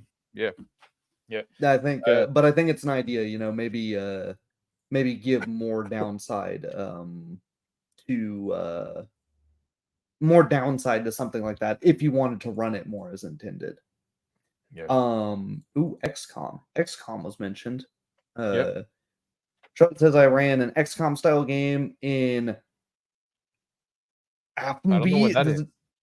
Huh? I don't know what that one is. Yeah, okay. Enlighten us, Charlotte. That was a good horror type game.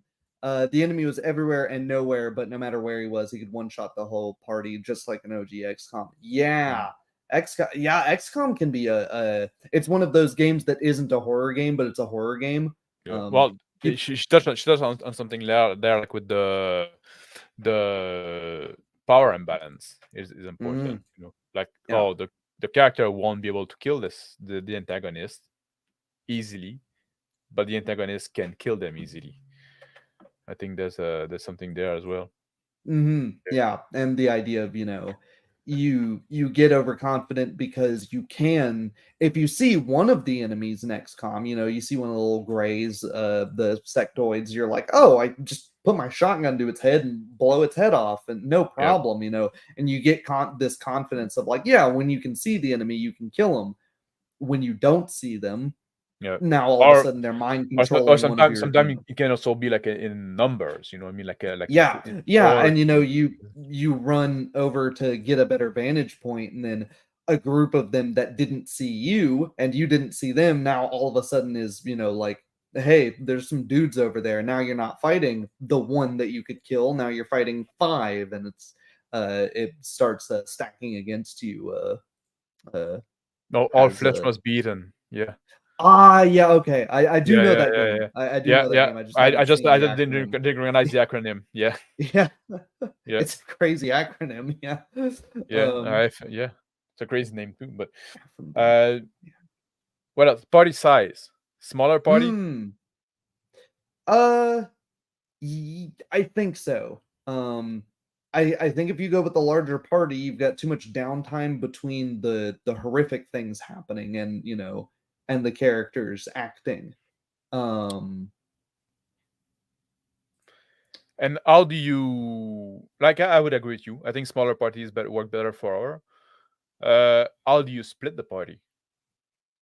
I think oh, that's an that's important part of our, like, like in role playing game, there's this like this trope, like, oh, don't split the party, which I think it's yeah. kind of asinine. But like, Yeah, I think we're both on the same page there. Yeah. but Um, when you have like player playing horror, mm. now suddenly they won't want to split the party, and but as a GM, I think you have to split the party in some way. You have to find a way to split the party. Let me know your thoughts. I think personally, you should start the party as split. Like Oh, start the characters as not knowing each other. The mm-hmm. horrific situation forces these disparate Yep. characters. Then and no, L, do not put words in my mouth. I said many that I have played. Um, uh, the when you have this sort of these characters that are forced into action, uh even if they don't really they would normally agree with each other, I think that's a great trope to take from the horror genre. But uh yeah, and then after that you might split them again. You might they might try to stay together and might successfully stay together depending on their actions, but maybe sticking together ends up in them all dying together, and that's kind of fruitless. What are your thoughts?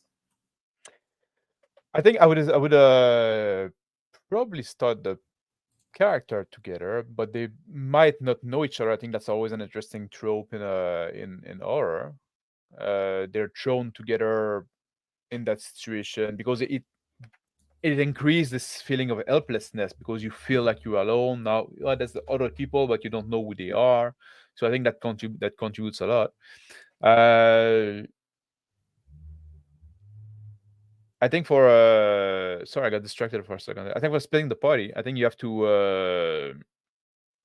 What are you asking me exactly? Sorry, I got distracted for by It chat. you like having the characters not know each other when Oh yeah, the yeah. No, that I would agree with you. Yeah, yeah. no, not knowing each other. I think because that contributes to the feeling of helplessness Yeah. and And that it helps with I. them not being able to plan effectively too, when Yeah, you've got, exactly. 4 different people that all have different plans, Yeah, and right. also it can, like, if you want to go with the suspicion route, it helps with that as well.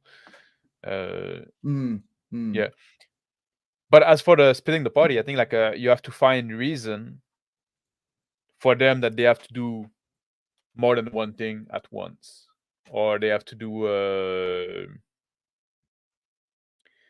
maybe they try to open up a gate, and then the control for the gate is at one mm, location, like yeah. in a little like Or you've got, one guy with bolt cutters, but they're loud and obnoxious, and it's like, yeah, "Okay, I'm gonna go out there, but I'm not gonna go out there alone. I'm gonna, I yeah, want somebody with me." Like, "What? yeah. But no, You what I was want saying, like the control to the gate is in one location, Mm, but it's busted, so the gate just like move a little bit, but then like fall down right away. So you have, oh, now somebody else has to go and put something on there, so it doesn't fall back down. Something mm, like, and mm. now like suddenly you split those two character. Yeah. And I think you always I think as a GM, you should try to find reason to split the party, and those can be thought of a bit, like make a list of it, something like that, like the scenario you want to throw them in, because like horror is going to be like a little more pre-planned, especially if you do it as one shot. But and if you have like 4 player and they split into groups, try to split one of those groups once more. You know what I mean? Yeah. Try to isolate people as much as you can, and they're gonna resist, which they should. Yeah. And yeah, I think that's I think that could be very, because just the thought that now like they have this situation that they say we probably should split, but they know that they're in our scenario, and if they split, there's gonna be bad news for one of them. Just this thought is gonna get your player scared in a way. I think that's that's a good way to get to them. Yeah. Yeah. Let's see. There was I think, was there another thing I want to talk about? I think we pretty much went over what I wanted to talk about. Did you have any other oh yeah, there's another thing about like I want to talk about is survival.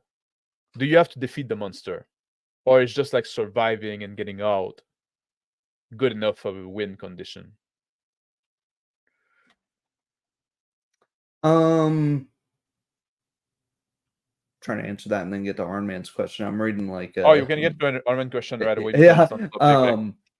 How does splitting the party work if everyone is there as you play out each group? Wouldn't it need to be secret?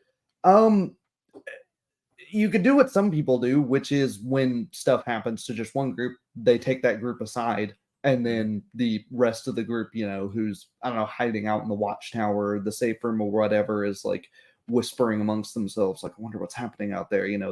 If you have a group that can keep the role play going in that way.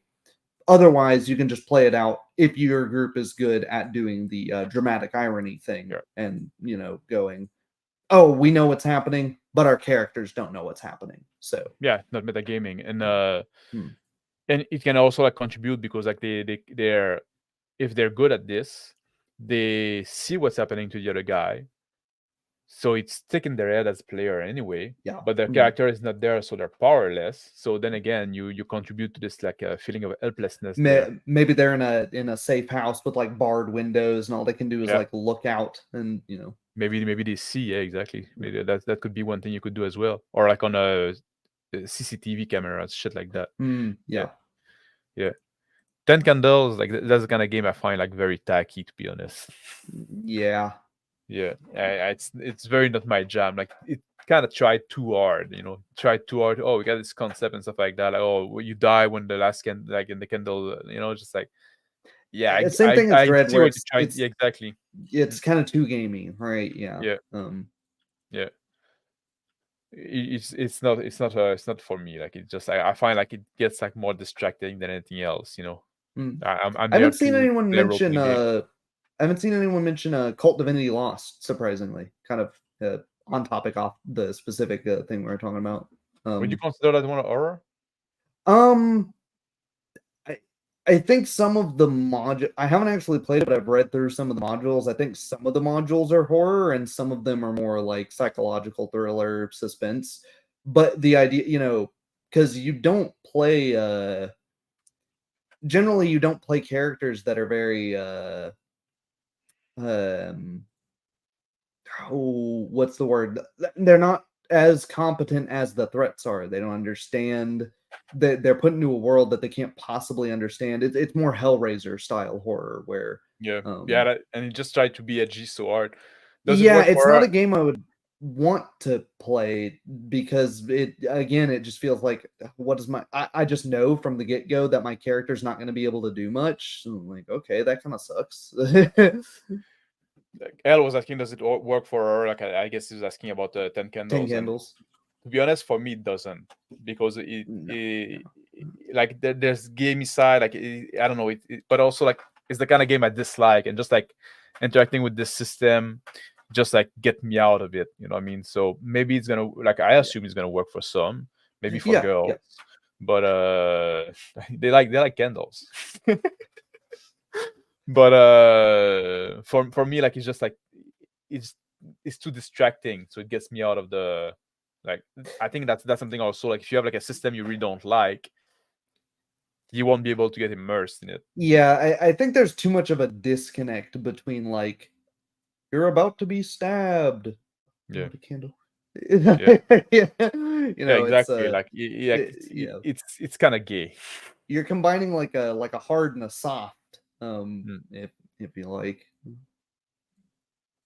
Yeah, like the people always mention them, like, in those scary game, like Dread and stuff like that. But it's like it's gonna work for some, like, because they're games that are made for that.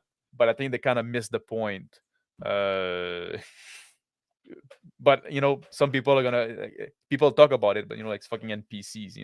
They repeat the same thing over and over again that they are. Yeah, I mean that's the thing, right? How many people talk about Dread and how many people have actually played Dread? Yeah, I know, way more people who've talked about it than have played it.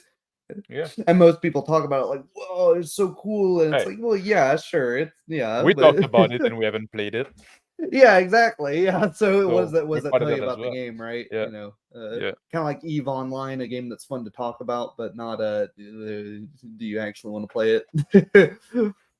yeah. Uh, oh yeah, like in Charlotte, I mentioned Blood Oh, by yeah, yeah, Game yeah. Jim. Yeah, a lot of Mm. gruesome description, but gruesome description don't do it for me. Mm. I find, like, you know it, it doesn't scare me.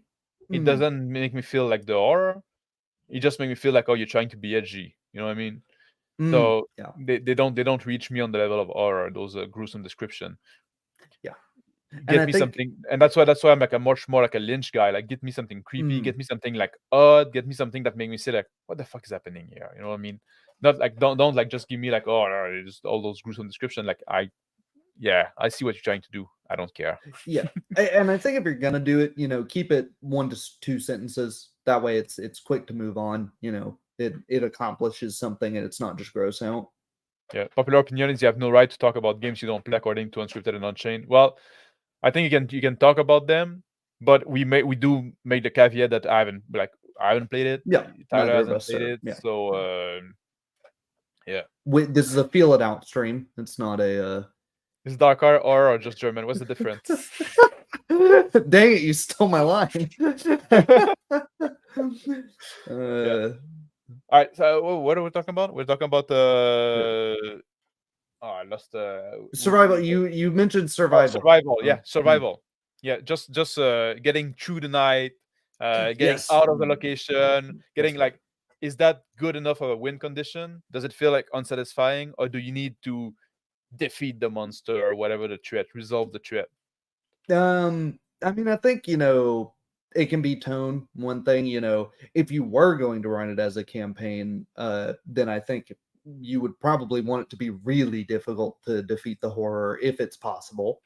Yeah, Um, but if it's short term, maybe that's the degrees of success. If you like to think of it in the more gamist terms of just surviving is your baseline objective. But if you can, maybe you're playing a wholly good character that, despite the circumstances, they don't want to just get out of there alive. They want to make sure nobody else has to go through what they went through. Um, or maybe you go more of the what I think people should do with the post-apocalypse settings, which is know that it's not a solvable problem. That's part of the horror. That's part of the horror elements in post-apocalypse. Uh, You can't. You can solve your personal problems, but the world's kind of screwed now. yeah. To me, like I like those kind of scenario where, like, okay, like, the threat is still out there. You didn't resolve it, but you kind of save your own skin. Like it's kind of like the bittersweet kind of Hmm. conclusion. Hmm. For me, those work. But Hmm. I realize that some player are gonna be like frustrated by that, or want they like player that still have this notion of wanting to be the hero, so Hmm. they want to defeat the evil. But And maybe that works if the party, if they just happen to have made characters. I think what will help with making characters that don't know each other at the beginning is if you have alignment, use that, sure. But hiding your character's morality. Don't talk with the other players, and maybe encourage a player to make a character that's, even if they're not allied with the horror, they're amoral, they're not good, and maybe have the go out in a blaze of glory, and have if they do want to like fight the evil head on and get rid of it, it will mean, or has a very high likelihood of meaning, maybe only one of you ends up making it out of this at the end of it. yeah, Maybe there's many more bodies that are involved in eliminating the horror than running from it, yeah. of your own, anyways. Yeah, L asks, say, I got a question. Would the campaign hold any real suspense, or would the break destroy between session for her? One shot or better? We talked about that a bit earlier. It might have been like before you showed up, in the beginning of the stream, and we concluded, yeah, probably that one shot or better, because like in a long campaign, it's gonna be hard to sustain the tone all the time, and then you have like repetition. And repetition, like familiarity building up, and that kind of killed the horror. So that's something, that's kind of the conclusion we drew, right? Yeah. Yeah, that'd be fair to say. And what about, okay, another thing about starting campaign, we start about like, character like maybe not knowing each other contribute to the feeling of helplessness. I think that's a good good idea. And what about, do you want to start in media res, or do you want to establish normalcy first? Do you want to start like you're in this room and the shit is already going on, or do you want to establish normalcy, like do a little bit of like oh, you're just on your day and it's a beautiful, like, and you're going to do a repair on this radio station in the outback, whatever. I prefer slow burners, maybe not so normal, but like start with strange things. Start with more of the Lynchian strange things, or the Silent Hill's already done this, and your players are just going to immediately think you're doing Silent Hill. So don't do this exactly, but it's just there's just a really thick, unseasonal fog over the town. So not exactly something that's horrific, but something that tips them off that something's going weird here. Maybe they start to go about their day. It's the middle of the day on a Tuesday, and the Radio Shack they work at, it's closed. That's weird. My boss didn't say anything, and then they keep going, throughout their day, and then eventually they find the horror. I think the other one can work though, especially if you have very limited time with your one shot. Yeah. If you do one shot, yeah, the media res can be like, oh, you're in the shopping mall, there's zombie around, or you I guess one that's almost kind of in between would be like if you try to do like a scenario like From Dusk Till Dawn. You start like if you see a movie like people in a bar, and then turn out in the bar in the middle of nowhere, they have to wait there until the morning, but turn out that the bar is run by monster, basically like vampire, but like it could be any kind of monster. And so you have like this little moment where like the character in the bar, although the character kind of know each other, but not that well, because they're like kind of thrown together. They're like they just happen to be regulars at the bar. and the two brother and the family that they kidnapped, basically. Yeah. So I think that'd be like a very good. I think that would be a very good horror scenario for RPG. Because then you also have like this. You have this one location. They cannot really go outside because there's more monster. And also at some point the monster break in and the location kind of like shrink down. And that's something we didn't really mention about avoiding the railroad, is not having a railroad, but keeping the scope very limited, keeping the having a clearly defined no-go zone, or maybe or like in once the they Mist, get past in the movie like The Mist, you cannot go outside. The mist is gonna eat you. I've reason like that well, now you're stuck here and stuff is gonna happen. Maybe you're at a big shopping mall, there's a mist outside that's gonna eat you if you go outside, but then like a window's broken, so now you have like this mist leaking in. You have to, maybe there's only certain times you can go outside. Yeah, maybe. I think with the slow burn you can do More suspenseful stuff like creeping up on a That's like the creeping up real.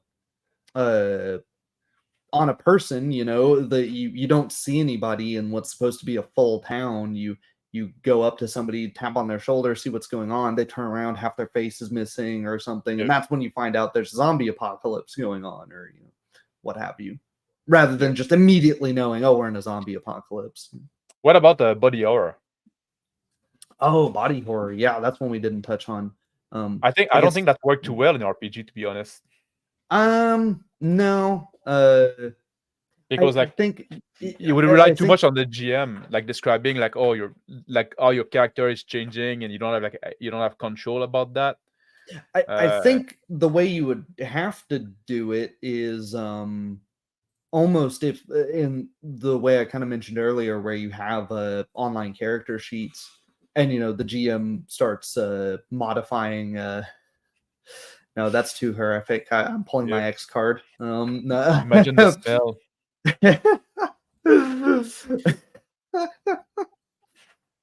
Wow. Okay. I didn't know we were playing one right now. uh, damn it, El, you made me lose my train of thought. Nah, man. Now you're losing sanity. You got trauma. I failed my will save.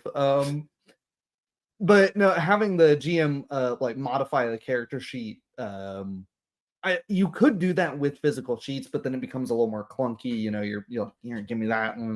But if it's online, you know, you just open their character sheet and go like, I don't know, you drop their constitution, and then if you have Yeah, it but written that it will be body horror, maybe they can describe what's happening to their character's body, and you know. yeah, I don't see it working too well, to be honest. No, We could try I'm to yeah, like if you're trying to shove like a square peg in a round hole. yeah, Yeah, but because like the screen. Oh, because again, like in body horror, like usually like, the horror come from the fact that you see yourself changing and you don't have yeah. control about it, Mm. and you don't understand it. So giving the control back to the player kind of kill that. But then again, like you kind of kill the game as well if you just say like, well, like, there's no action going on because it's in your own body. Yeah. Mm. So I think this one, like, to be honest, I think like, maybe you can try to maybe somebody could do it. I'll be curious, but I don't see it. Yeah, maybe I don't know, the threat of body horror, you know, something's gonna throw you into like a, if you're gonna do D&D, like a drow flesh warping pit, and that's, Mm. you know, you see like what comes out of them is like these almost human but like blind and slug antenned monstrosities that can they think behind their new eyeless face, or they try, but you know, once that happens, maybe that's it for the character, maybe that's the death. So All maybe right. not actually to the character, but body horror is like a thing Yeah. that could happen. Somebody's trying to do a human centipede. Yeah, or oh my gosh, I have no mouth but I must scream. Yeah. You know, Well, that's a weird story. mhm, yeah, where It's only there's, you in the know, end that yeah. I'm not gonna go into that now, but I think we cover quite a lot of ground. I think so. Do you have anything you want to add? Something that we didn't touch that I'm trying to think. Eh, hmm. I think we've covered most of it. I mean, we covered genre. We covered that, you know, there should be tension, but it shouldn't be, you know, immediate losses. It's good to yeah. have the inter-party conflict and splitting the party. So, you know, some taboos, which we don't think they're taboos in normal play. But if you do think they're taboos in normal play, maybe you should play with those ideas, you know, of splitting the party and having that inter-party conflict. Yeah, that's on say that. Like, I think the player have to bring the immersion more than the GM making Yeah. it immersive. Mhm. Yeah, you need a lot of player buy-in if you want to do the Yes. horror Yes. thing. Yeah, like that's why I say like trying to do it without telling it upfront. I think you might as well tell them. Like, we're gonna Yeah. do the horror thing. Yeah. Come with this to the proper mindset. Yeah. What else if we wrap up? Because Yeah. we discuss a lot, like, I think a lot of the advice that are generally given are not that great. Mhm. Being like very descriptive and stuff like that. I think like it's gonna arm the pacing more than anything, and it's gonna train your player to be passive. I think that's a big thing that I would come here. And you want to keep your description short and tell your player, like, your character do. So then they're forced to go interact with the world. Like I Mhm. said, like, oh, there's blood on the doorknob. If the player just asks you, why is the blood dry? Is that, well, go look at it. Go, and then And I the player think has to put himself in the harm's way oftentimes. with that, and something I didn't think about until you brought it up again, um maybe this is a be pickier and make your players use make them speak in first person, that way they don't feel Yep. like they've got the third person camera and they're controlling it from a distance. Yep. Oh yeah, and I mean this is true of Yeah. any Yeah. game, but It's any especially of game. horror games. It's like super true of horror We games. didn't Yeah, even talk no, about that because it's like we don't believe in that um, here.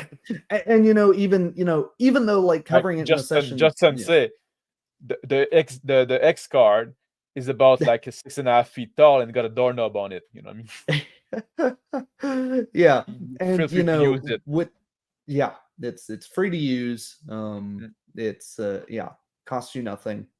yeah. I don't get a And safety word. No, no, no, you don't get a safety word. You sign that away at session 0. What are you talking about? exactly. The safety walls that um, you're playing a game.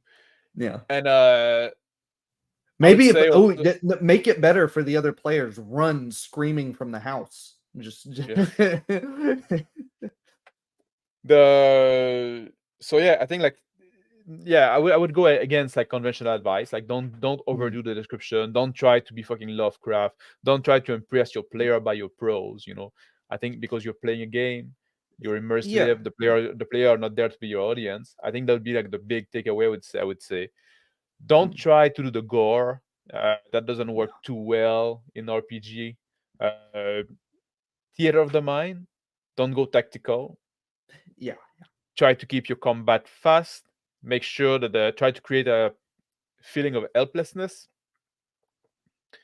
among the party, for the character, Helplessness, but like they can do but they something in can the do short something. term. Yeah. Exactly. Yeah. Yeah, they're still have they still can act. There's still like a bit of hope, Mm. but not too much. It's And fleeting. Yeah. yeah. What else? We did mention sound effect at the Mhm. start. I'm not a fan. Like, I'm like that's something we disagree with Tyler. Like he said, like in music, yeah, it can be fine. You like to like it. I don't like music during the game, but it's because I got like a specific issue Mm. regarding that. And I did say like I would see using sound effects if you want a soundboard or something like that, but like I would be very careful of it. Do it in a way that is like don't do it in a cheap way if you want to do it. You Yeah. better like not do it than do it wrong. But you could use. I think you could use some. Mhm. Yeah,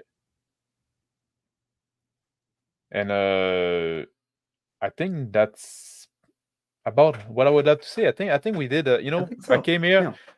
I came here. Like I'm saying, horror is not my usual genre. It's not my Me forte. neither. Yeah. But after this conversation, I feel I would be better equipped if I want to run a game. I think it was Mm. helpful to me. I hope it was helpful to you, Tyler. Yeah, And I I hope, think I'd like to run one at some point. yeah, and it gave me it made me feel like doing so. Mhm. And I think it would be, and I hope it would be helpful to people watching. And next week we're gonna talk about time Timekeeping. Timekeeping. I timekeeping. couldn't tell if you were freezing or if you were setting me up. I was setting you up. Timekeeping uh for campaign, but also Mm. in the session, like when you need to fast forward, uh like going into Time initiative, going skips. out of initiative, time skip, yeah, Yeah. all those things. We're gonna try to wrap it all up in one episode. Mhm. How to keep time, and like downtime, all these things, Mm. everything related to time. So don't miss out. That's gonna be next week again on Thursday at 2000 EDT, which is 8 p.m. Eastern time for American. And any other word, Tyler, you want to say before we wrap it up? No, I don't think so. Other than getting to some of the same videos as I was last week, it's taken me longer to get to stuff because my M.2 drive is freaking my computer out. It's not communicating really? well with anything else. So yeah, I'm having to Horrifying. reformat.